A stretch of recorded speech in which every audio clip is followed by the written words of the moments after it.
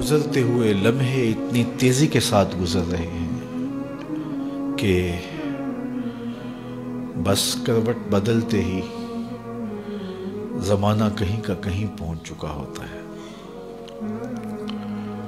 جن ایام میں ہم نے آنکھ کھولی اور شعور کی منزلوں میں قدم رکھے، پوری دنیا تیزی کے ساتھ کروٹ بدل رہی تھی۔ بالخصوص پاکستان کے اندر، ہندوستان کے اندر، بر صغیر کے لوگوں کی ایک نئی دنیاوی نشأت تھی۔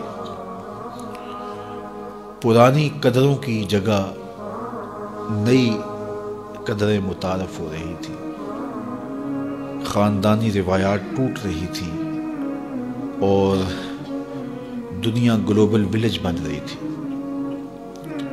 وہ کلچر، وہ تہذیب جو مخصوص علاقوں کا حصہ تھا، وہ دیہاتوں میں منتقل ہو رہی تھی۔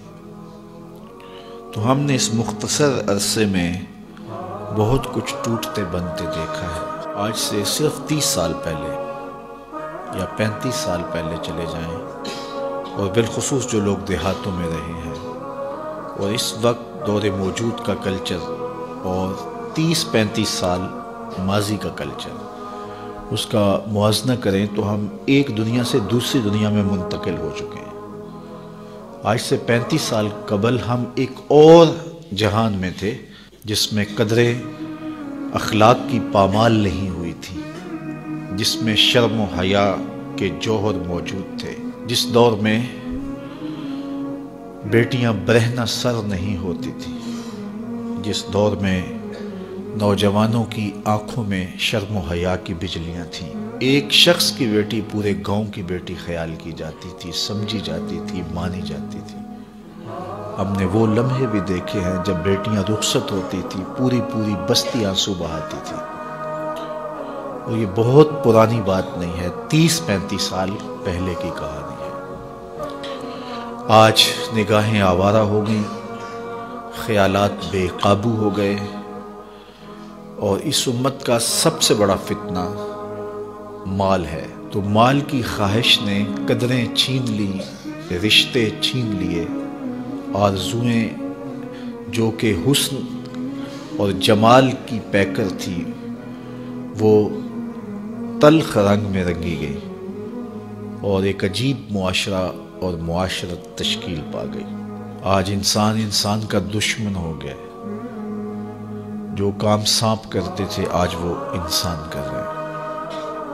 ایک دوسرے کو ڈسنا، ایک دوسرے کی عزت آبرو اچھالنا، اور ایک دوسرے سے نفرت پالنا اور اس کو پروان چڑھانا اس دور کا مشغلہ بن گیا ہے۔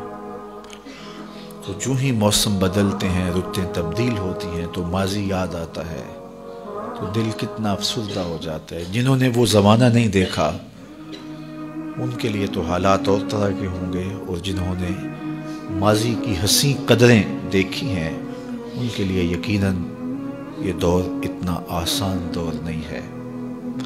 لیکن مایوس نہیں ہونا چاہیے، اپنی زندگی کو اللہ اور اس کے رسول کے راستے پہ لگانے کی کوشش کرنی چاہیے، پاکیزہ ماحول کی تلاش میں نکلنا چاہیے۔ اچھا ماحول اچھائی کی قدریں اور اچھائی کی قوتوں کی نشت کا ذریعہ ہوتا ہے، اور برا ماحول اچھے لوگوں کو بھی برا بنا دیتا ہے۔